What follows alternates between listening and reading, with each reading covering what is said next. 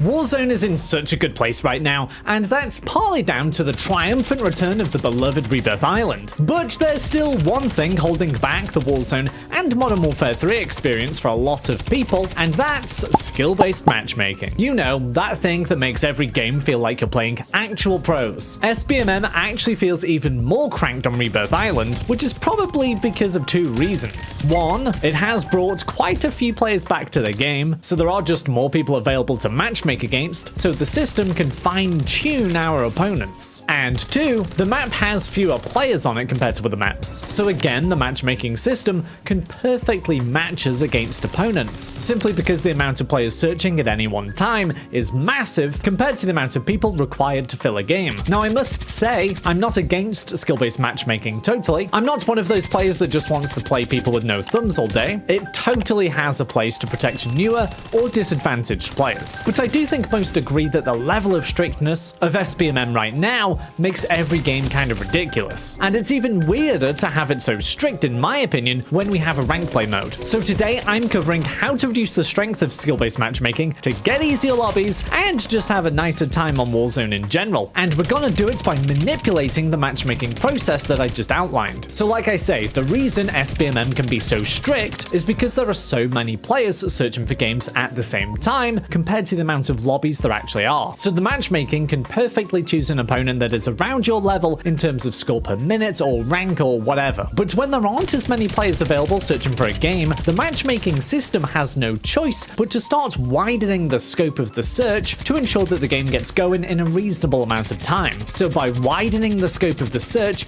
it increases the skill variability in the game. If we can get the matchmaking to widen the search enough, we essentially remove skill-based matchmaking. And that's how VPNs are supposed to work. The theory is that you trick Call of Duty into thinking you're in an area of the world that doesn't have many players, so you can just match up against anyone who's searching at that time, rather than a select portion perfectly chosen for you. Now obviously, as the title suggested, I'm not going to use a VPN or suggest using a VPN in this video, because honestly there are different ways that we can get matchmaking to have fewer players at that same time. I mean, even just searching for games during off-peak hours, so really late at night or early in the day, can have that same impact. But the main way I'm going to suggest to you to get easier lobbies and essentially remove SBMM is different but yet so simple. It's by turning crossplay off, and this can be done on PlayStation and Xbox, although the routes to do so are slightly different. The reason turning crossplay off will get us an easier game, or at least remove the matchmaking strictness of SBMM, is that again it drastically reduces the amount of players you can be matched against. Now games may take slightly longer to start up, but once they do, you can be sure that skill-based matchmaking isn't cranked to the absolute maximum because it physically can't due to the lack of players. The odds of thousands of players at your exact skill level searching for a game at the same time